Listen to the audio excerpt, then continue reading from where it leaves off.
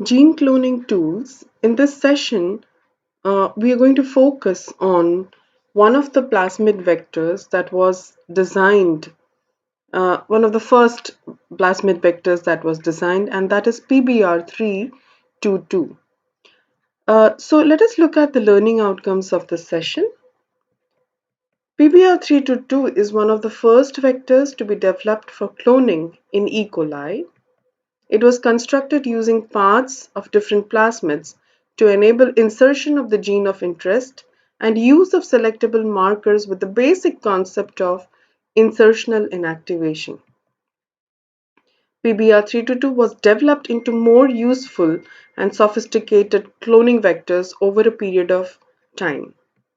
pBr322 with several characteristics had advantages as a cloning vector and also had limitations, which is what we are going to look at in this session.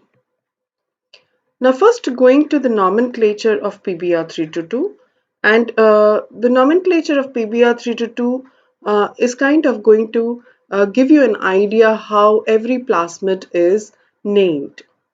So in pBr322, P is the one that stands for a plasmid. So almost all plasmids begin with a small p. BR over here stands for Bolivar and Rodrigues. They were the scientists. They were the people who actually designed or constructed the PBR322. Many plasmids, instead of having the names of the scientist, may just have the name of the lab in which the strain was discovered. Because it could happen that there are several people involved in developing a plasmid, and so the reference is towards the lab that has constructed the plasmid. So here in PBR322, the P and R stands for the scientists who developed or constructed the plasmid. 322 refers to the number or the label that distinguishes it from the other plasmids that have been constructed in the same lab. So that is something that is kind of a it's kind of a tag, or it's kind of a name to the plasmid. Now, when you look at the plasmid design of PBR322, one observes that there are three main characteristics that were kept in mind while constructing it. One, that it should have a good transformation efficiency, that they should have selectable markers, and that the plasmid should be able to accommodate a good insert size. When you say insert, one talks about the gene of interest that has to be cloned. When one talks about selectable markers, then it talks about certain genes that would enable one to know whether the plasmid has been taken up by the host organism. And this are kind of related. Good transformation efficiency refers to how well or what is the percentage efficiency by which transformation can occur. Now, looking further at the characteristics of PBR322, when one looks at the plasmid, one of the main things that strikes you is that the size of the plasmid is about 4,363 base pair, which means that it is far less than the 10 kb, uh, the 10 kb specification. And we all know that a size of 10 kb in a plasmid is considered to be good.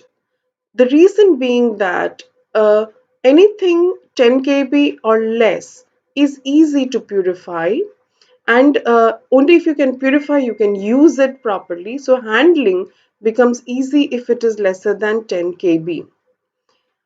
This therefore is extremely important with respect to PBR322, that its size is less than 10 kb.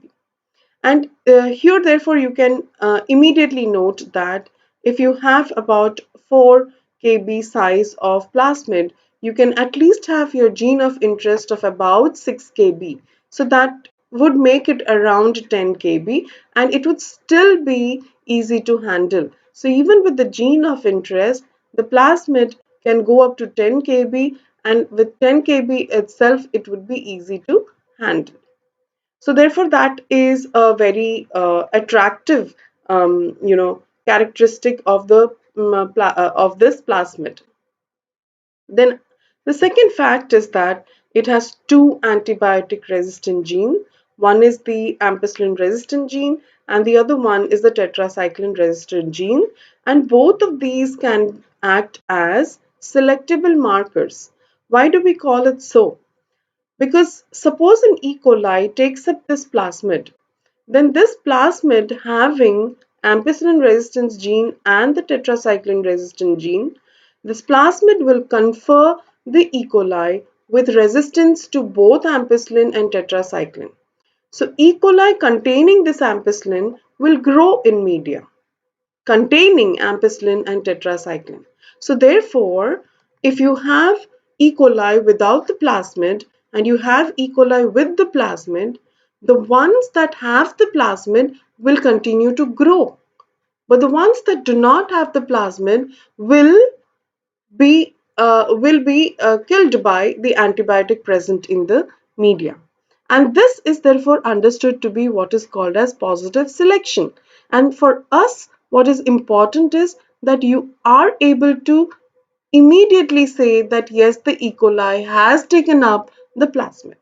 And if therefore the plasmid has the gene of interest, you can kind of look at the fact that the E. coli has now taken up the gene of interest. So once the E. coli starts multiplying, obviously the plasmid inside will also multiply, and therefore you will have clones of the same gene. Then one has several restriction sites present. So if you can see, you have Hint3, BAMH1, SAL1 restriction sites. So when you cut the plasmid with Hint3, BAMH1 and SAL1, they are present within the tetracycline resistant gene, and SCA1, PVU1 and PST, the restriction sites lie between the AMP resistant genes, while EcoR1 lies not within the not within the resistant genes. So that is something that is very much needed in a plasmid. Why? Because only when you cut the DNA or cut the plasmid with BAMH1, here is the place where you can insert the gene of interest, because on cutting, you will have sticky ends formed, and the DNA which would be cut with the same, or the gene of interest that has been cut with the same restriction endonuclease will ligate with the plasmid DNA, and then it is sealed with DNA ligase. So then you would have a plasmid containing the gene of interest. So having restriction sites is very important for the for any cloning vector. And these are the 7 different restriction sites present in the pBr322. The presence of the origin of replication ensures that the plasmid is autonomously replicating, and because it replicates, you can have a sizable number of copy number. So what has been observed with respect to pBr322 is that in a single cell, one can have about 10 to 15 copies of pBr322, which is reasonably good. But what is also possible is that the E. coli can be treated with an antibiotic like chloramphenicol, which does inhibit protein synthesis. So what happens is that the genomic DNA multiplication stops, but the plasmid can continue to replicate to form large numbers of the plasmids. So one can amplify the copy number of the plasmid to as much as 1000 to 3000 genes. So therefore, in this case, having an origin of replication that is able to give only 10 to 15 copies in a single cell is not a detriment, because one can amplify it further. If you want to have a larger number of plasmid, or the yield has to be greater, then one can amplify the plasmid copy number within the E. coli and then isolate it. So therefore the next question is that once the PBR322 is taken up by the E. coli is considered to be a transformant. So how do you select the transformant, which we have already just looked at, but just to go through again. So if you have this plasmid, okay, then because it has the ampicillin resistant gene and the tetracycline resistant gene, a normal E. coli which does not have the plasmid will not grow in a media containing tetracycline or even tetracycline and ampicillin. So even if you have the media containing ampicillin, this will not grow. If you have a media containing tetracycline, E. coli will not grow. If you have a media containing ampicillin and tetracycline, this will not grow. But if you have a media, if you have an E. coli that does contain the pBr322, then this E. coli will grow efficiently in a media containing both ampicillin and tetracycline or individually ampicillin and tetracycline. So once you carry out the transformation, that is you allow the E. coli to take up the pBr322, generally what is done is that the cells are incubated for about an hour. This is in order to allow the cells to uh, transcribe and translate the ampicillin and the tetracycline resistant genes to actually form the proteins.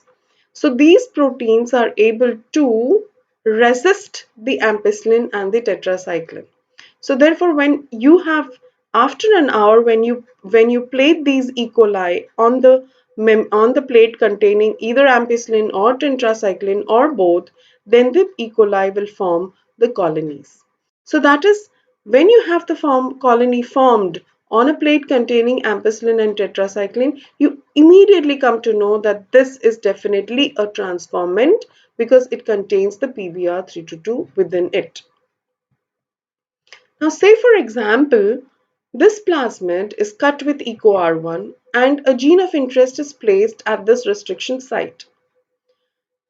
So, when you have the gene of interest present over here, for this plasmid, the ampicillin resistant gene and the tetracycline resistant gene are active.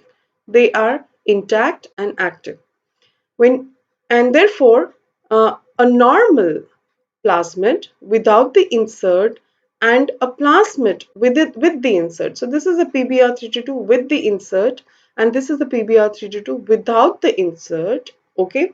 So this plasmid may also have been cut with EcoR1, but then it has self-ligated again without having the gene of interest. This is possible because when one carries out the experiment, okay, the you are trying to expect that the gene of interest will fit in to the plasmid and then get ligated, but there are chances that the plasmids simply self ligate again without the insert being present or without accommodating the insert within. So, in a population of E. coli that have been transformed with the pBr322 in the experiment, some of the E. coli will have the plasmids with the gene of interest, and some of the E. coli can have the plasmids without the gene of interest. So if you were to select the pBr322 transformants, what is very clear is that E. coli that has the gene of interest and E. coli that does not have the gene of interest both will grow in media containing ampicillin and tetracycline. So here what you come to know is that the E. coli has taken up the plasmid. So the E. coli is transformed. But one cannot demarcate which of the E. coli has the gene of interest and which of the E. coli does not have the gene of interest. So basically what we are trying to look at is that we are not able to distinguish between which is a recombinant plasmid and which is not the recombinant plasmid or just the self-ligated plasmid. So here the question therefore arises that is this just a transformant or is it a recombinant? So in order to find out a recombinant, the insert being present at the EcoR1 makes it indistinguishable between a plasmid that carries the gene of interest and a plasmid that is not carrying the gene of interest. So ideally the concept would be that you add the gene of interest within the resistant genes. So here the conclusion is that the gene of interest is not within the resistant genes. So here, looking at this question, is there a way to find out which of these plasmids is a recombinant?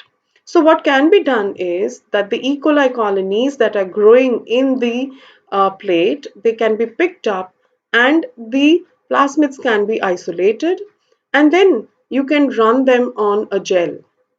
Now, obviously, because this plasmid has the gene of interest, and say this is about 6 kb, then this plasmid will have a size of 10 kb, while this plasmid will have a size of 4 kb. So, based on the size, the two plasmids will form two different bands on the gel. And so you can distinguish, looking at the gel, which plasmid carries the gene of interest and which plasmid does not carry the gene of interest. So this definitely is possible, but you can see here that you will have to purify the plasmid, uh, run it on a gel, and only then identify the recombinant from the simple transformant. So therefore, strategically, what is better to do is that you actually insert your gene within the antibiotic resistant gene. So when you insert your gene within the antibiotic resistant gene, the antibiotic resistant gene becomes inactive. So now what is going to happen is that the gene product of this, which is already present in the plasmid, is not formed because this gene has now been disrupted by a insert. So therefore, strategically, when one uses pBr322, one should avoid using EcoR1 because it does not allow the gene of interest to get inserted within the antibiotic resistant genes or the selectable markers. So therefore, if you use BAMH1, when BAMH1 cuts the plasmid, the gene of interest will get inserted within the tetracycline resistant gene.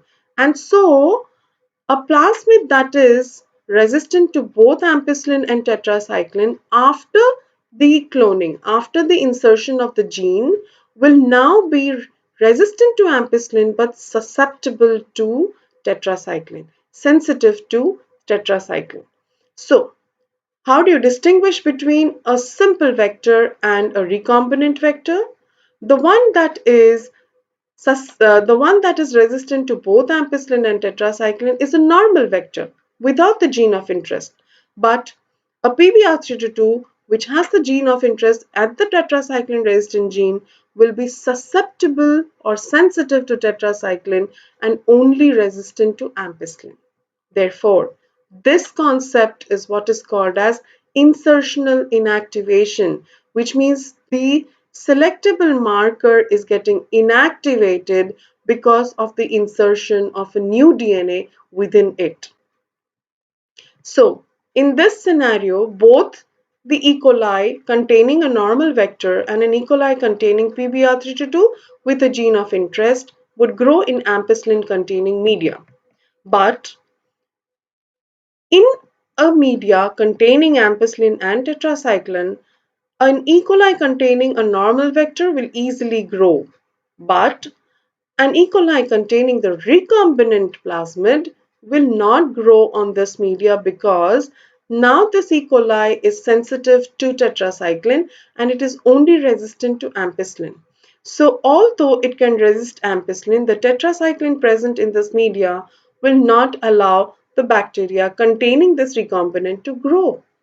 So you can distinguish between a normal vector containing E. coli and a recombinant PBR322 containing E. coli.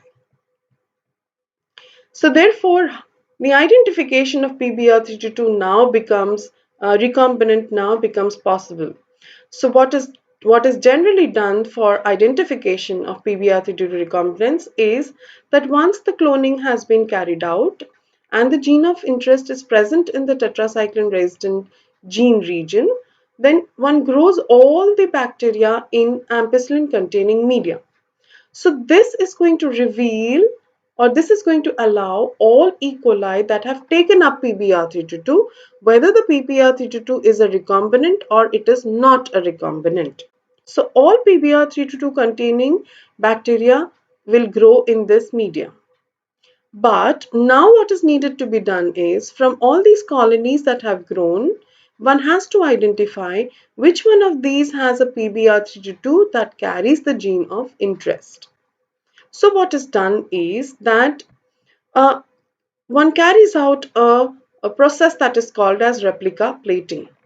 So you have already the master plate that contains all the colonies that are growing on ampicillin containing media. Then what one does is one prepares a media that contains only tetracycline.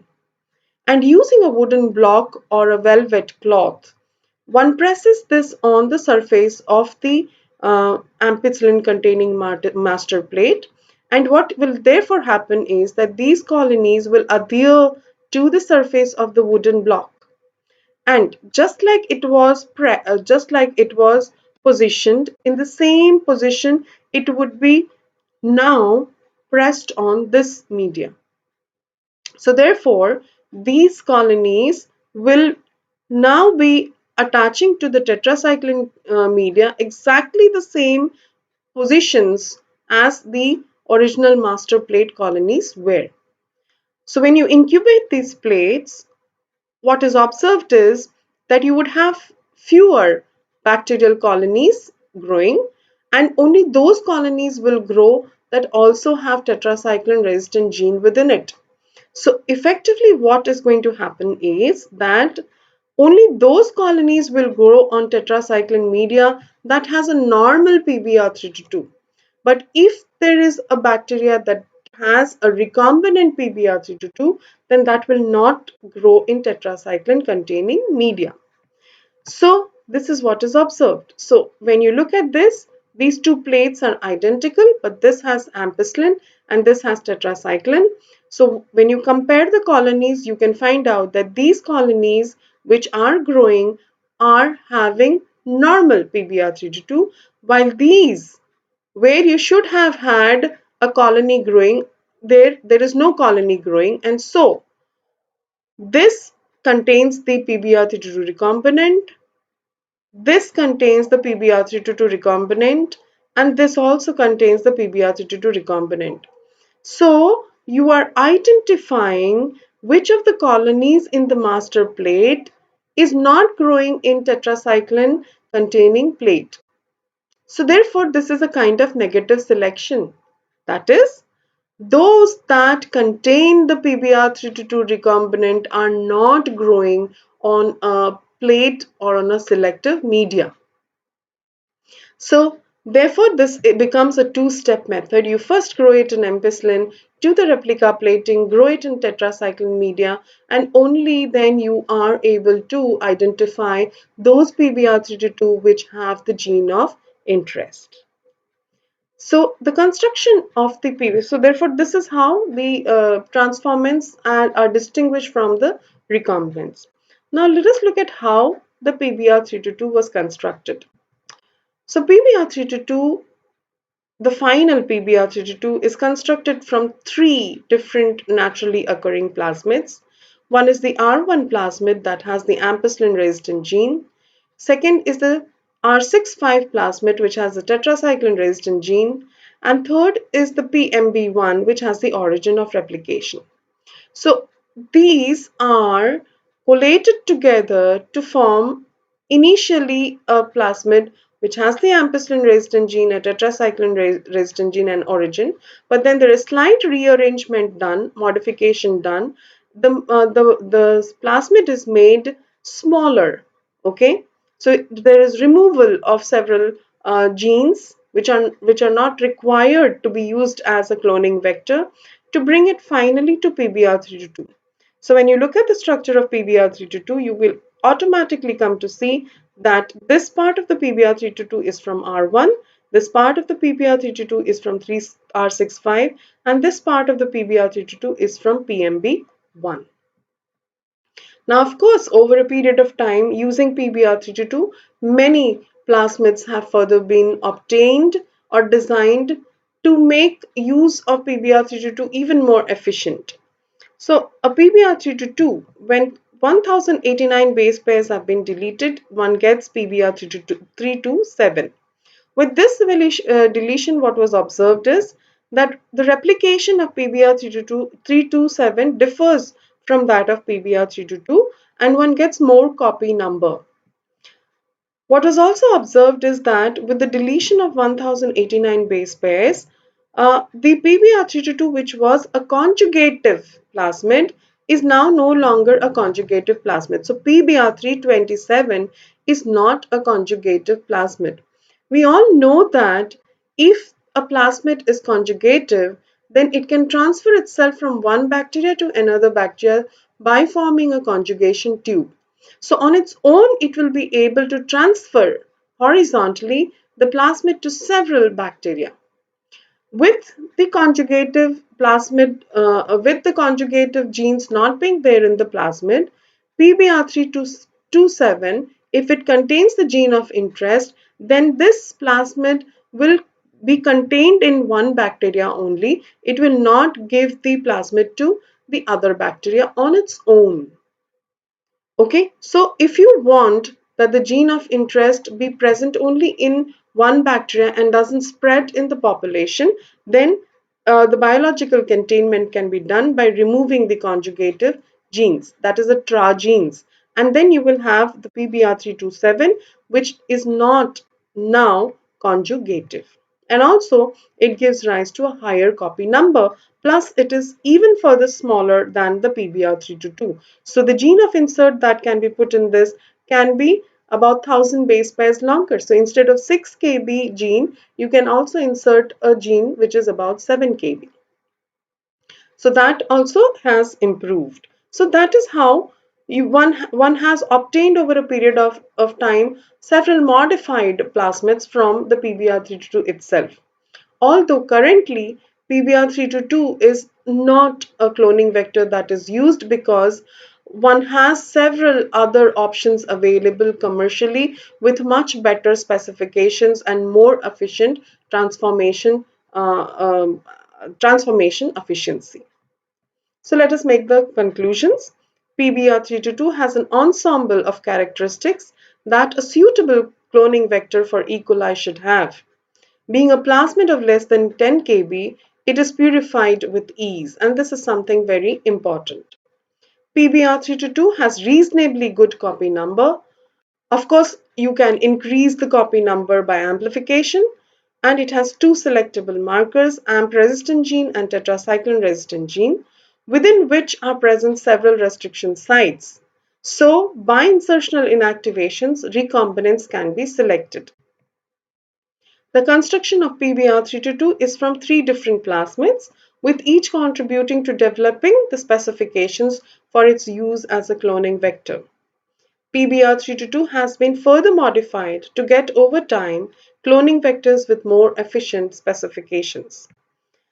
So PBR322 with its ORI, AMP resistant, tetracycline resistant gene, a size of 4363 base pair and 7 restriction sites is a simple cloning vector that was used once upon a time. Several commonly used plasmids have been derived from having understood PBR322 cloning experiments. And so, as a model, PBR322 is a model that would enable one to understand what a cloning vector should have. So one can look at the advantages and the disadvantages of PBR32 and then look at how one should go about constructing a plasmid vector. Thank you.